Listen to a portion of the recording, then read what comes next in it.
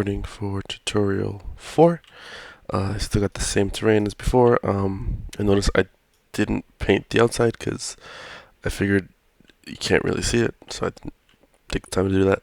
But I did take the time to paint the inside for the most part.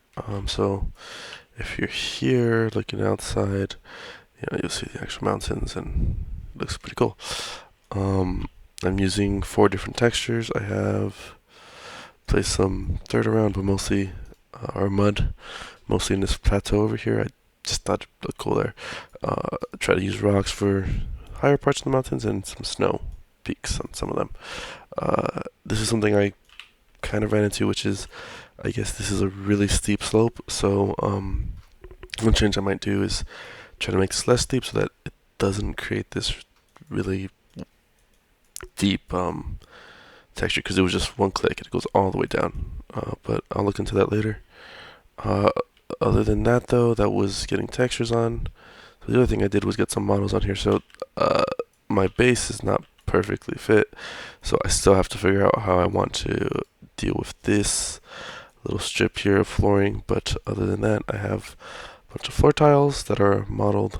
They have this interesting shape here. I have some walls that the texture is way too big. I gotta play with that, but I think it looks okay. I have something weird going on there. I'll have to look into that. But corners as well, and I would assume these would be the doors where the enemies spawn through. Maybe not though. And then here I have the chair. I don't know why it decides to spontaneously get smaller and bigger. I know that it has to do with this LED. When I get close to it, it like loads a different model. But I don't see any reason that it would be doing that. So I'll look into that more.